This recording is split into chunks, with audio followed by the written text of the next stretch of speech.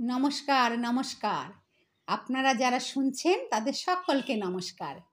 জানেন, আমাদের বাড়িতে আজকে সঞ্জয় দা আসবেন। সঞ্জয় দা কে?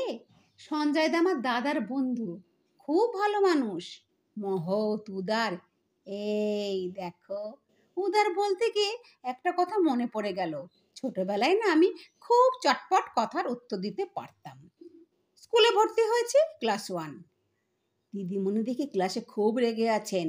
আমাকে বলল, তুমি তো নতুন ভর্তি হয়েছো তাই তো, বলো তো উদারতা মানে কি? আমি চটপট দাঁড়িয়ে বললাম, কলসি।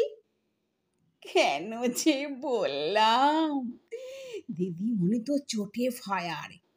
ছেলেবেলাতেই আলমারির পিছনে দাঁড়িয়ে আপন মনে বকবক বকবক করে বলছিলাম।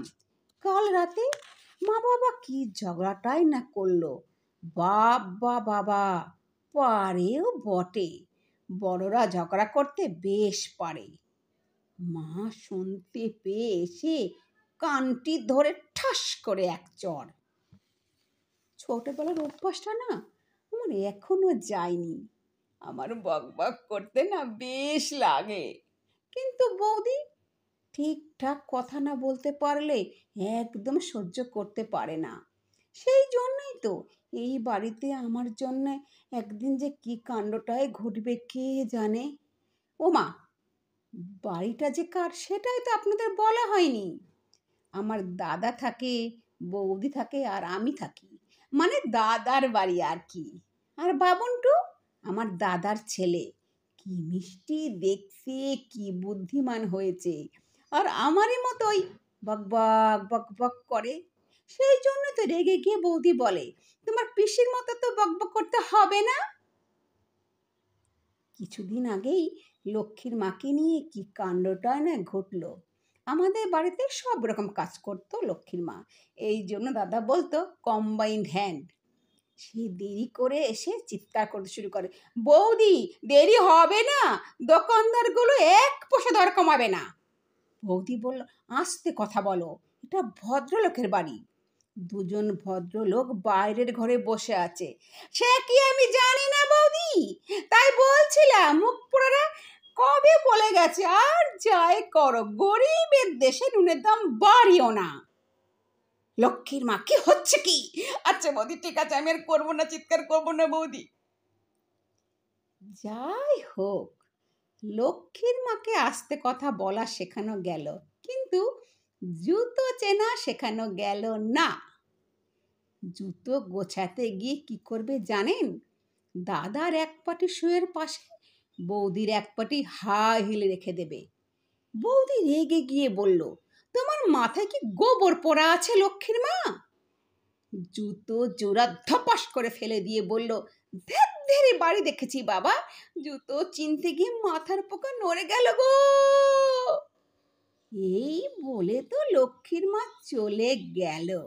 এবার কম্বাইন্ড হ্যান্ড যখন চলে গেল, তখন বৌদি তো আর আস্তে কথা বলতে পারে না। তা বাইরের ঘরে যত ভদ্রলোক বসে থাকুক না কেন। তাই তাই সঞ্জয় দা বলেন, ক্যাবিনেট ক্রাইসিস সলভ হওয়ার না। হ্যাঁ, কথা বলে কি কিছু সলভ হয় বলুন? বাবা ছেলেবেলায় আমায় ডেকে বলতেন, দেখো অপু মা। জানেন, বাবা আমাকে অপু বলে ডাকতেন। আমার ডাক নাম অপু, আর ভালো নাম অপরাজিতা। আর যাকে বাবা আমাকে বলতেন, যা জানো না তাই নিয়ে বেশি কথা বলো না, সব সময় যাদের তুমি ভক্তি করো শ্রদ্ধা করো তাদের মতো কথা বলবে। তাই হয় নাকি বলুন? মানে আমার কথাটা তো আমার মতোই হবে। অবশ্য কথাটা যে বলবো তার জন্য তো একটা জায়গা চাই, মানে একটা সিকিউরিটি, নিরাপত্তা। হ্যাঁ, চাকরি হলে একটা সিকিউরিটি, তবে হলেই তো হলো না। যদি মাঝপথে ওই ছাঁটাই করে দেয় তাহলে কি হবে? তবে জানেন, আমাদের মানে মেয়েদের বিয়ে হলো একটা পাকা পোক্ত চাকরি, কিন্তু আমারও চাকরি হয়েছিল ওই মাঝপথে, বুঝলেন না তো? ওই ছাঁটাই হয়ে গেল, তাই আমি মিস অপরাজিতা রাই রয়ে গেলাম। চাকরিটা টিকিয়ে রাখতে পারলাম না। কি করে রাখবো বলুন? বিবাহিত মেয়েদের তো ইউনিয়ন নেই, থাকলে স্বামীদের দেখিয়ে দিতুম। তাই সঞ্জয় দা তো রাগ করেই বলেন, যে নিরাপত্তার ওপর তুমি দাঁড়িয়ে থাকবে, তুমি নিজে গড়ে তোলনি সেই ভিত। আসলে মেয়েদের এরকম চিচকাতুনি ভাব দেখলে সঞ্জয়দার মতো লোকেদের রাগ হতেই পারে। একবার আমারই তো নহাইতে স্টেশনে ভীষণ রাগ হয়ে গেছিল। আমার মাসি শাশুড়ি আমাদের দুইজনকে নেমন্তন্ন করেছিলেন। ওই বিয়ের পরে যেমন সবাই বলে না নেমন্তন্ন করে, কাছের লোকরা তেমনই করেছিল। কিন্তু আমার স্বামী চাকরির জন্য চলে গেল আসানসোলে, আর আমাকে ওই একা যেতে হলো। নিয়ে এলো অমল। অমল মানে মাসি শাশুড়ির ছেলে। অমলকে না আমার বেশ লাগতো জানেন, মুখে বনোর দাগ, একটু সরল সরল ভাব। ওদের বাড়ি না নৈহাটিতে ছোট্ট একটা বাগান ছিল। প্রথম দিন তো বুঝতেই পারিনি। রুমালে একটা পুঁটলি দেখিয়ে বলল, বৌদি তুমি যদি 1 গ্লাস জল খাওয়াতে পারো তবে তোমাকে এটা দেব। এমন একটা জিনিস আছে না এর মধ্যে? আমি বললাম, মাত্র 1 গ্লাস জল? আর তোমার ওই মুটকি শাশুড়ির কাছ থেকে 2টো মিষ্টি নিয়ে আসো। বুড়ো মানুষের বাড়িতে মিষ্টি খাওয়া কি গো? আমাকে দাও মিষ্টিগুলো। হা হা হা হা হা।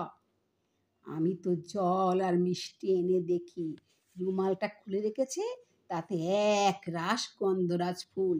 ওহ ওহ, সত্যি সেদিন যে কি ভালো লেগেছিল, কি বলবো আপনাদের। আর একটা সুবিধাও ছিল ওকে নিয়ে, যেখানে যত রকম কাজ সব কাজ ওকে দিয়ে করানো যেত। এই যেমন ধরুন, অমল যাও স্টেশনে যাও, আজ বড়মার মা আসছে, নিয়ে আসো। অমল পাম্প খারাপ হয়ে গেছে, নিচে চৌবাচ্চা থেকে 2 বালতি জল 3 তলার বাথরুমে দাও। অমল ভালো হিন্দি সিনেমা চলছে, যাও 2টো টিকিট কেটে নিয়ে এসো। অমল আজ যা হবে না, টিকিট 2টো ফেরত দিয়ে আসো, বেঁচে দিয়ে আসো। ওই রকম বেকার ছেলে আশেপাশে থাকলে খুব মজা হয়, তাই না বলুন? তারপর যদি তাকে বলা হয় চাকরি দেব বলে ঝুলিয়ে রাখা হয়, তাহলে যে কি মজাটাই না হয় বলুন। কি যেন বলছিলাম, নৈহাটি স্টেশনে কলকাতার ট্রেন এসে দাঁড়ালো। আমি তো গট গট করে ফার্স্ট ক্লাসের দিকে যাচ্ছি। বৌদি মা 2nd ক্লাসের ভাড়া দিয়েছে, লালগোলা প্যাসেঞ্জারে যাব। বললাম যে বিশুদা রাগ করবে, তা কিছুতে শুনলো না মা। বিশুদা মানে বিশ্বজিৎ, আমার স্বামী। এবার কামরায় গিয়ে বসলাম। তবে জানেন, বিয়ের আগে আমি ওই 2nd ক্লাসে যেতাম, তবে বিয়ের পর আর না, সব সময় ফার্স্ট ক্লাস। বিশ্বজিতের কড়া অর্ডার। বিয়ের পর ঠিক হলো পুজোর সময় পাঞ্জাব দিকে বেড়াতে যাব। টিকিট কাটবে অবশ্যই অমল। বিশ্বজিৎ বলল, অমল টিকিট কেটে নিয়ে এসো। অমল বলল, বিশুদা খুব পেলাম না, সব বুক হয়ে গেছে। বিশুদাতে একেবারে দুর্বাসা মনে হয়ে গেছে। হতভাগা, বললাম না খুব বুক করতে হবে, ভিড়ের মধ্যে নতুন বউকে নিয়ে টহল করা যায়? আমাকে খাতা খুলে দেখিয়ে দিল, বললে সব বুক। নেকা, ঘুষ চাইছিল, ঘুষ। এদেশে ঘুষ ছাড়া কিচ্ছু হয় না। এসো এসো, তোমাকে আমি চাকরি দেব। হ্যাঁ, যার বুদ্ধি পর্যন্ত নেই সে চাকরি করবে? হ্যাঁ, কি বলবো, অমন হাসি খুশি ছেলে বকুনি খেয়ে হাসছিল, সে চাকরি পাবে না শুনে মুখটা বেলুনের মতো চুপসে ফ্যাকাশে হয়ে গেল। আমার না খুব কষ্ট হচ্ছিল জানেন। তারপরের পর্ব তো শুরু হলো বাড়িতে। আমি তো ট্রেনে যেতে হবে বলে ভায়োলেট ছাপা শাড়ি পরেছি। আমি বাপের বাড়িতে ফার্স্ট ক্লাসে চড়িনি কোনো দিন। বিশ্বজিৎ আমার শাড়িটা দেখে একেবারে ফায়ার, বলে, এটা কি পরেছো তুমি? ফার্স্ট ক্লাসে ট্রাভেল করছো? সিল্ক পরো। এটা তুমি বাপের বাড়ি পাওনি, বুঝেছো ইডিয়েট? আমি বললাম যে ট্রেনে যে শাড়ি ময়লা হয়ে যাবে। তারপর গট গট করে হেঁটে আলমারি খুলে সব শাড়ি টেনে মাটিতে ফেলে এর মধ্যে থেকে একটা সিল্ক শাড়ি আমার দিকে ছুঁড়ে দিয়ে বলল, এটা পরো। ধ্যাৎ, বাঙাল কোথাকার।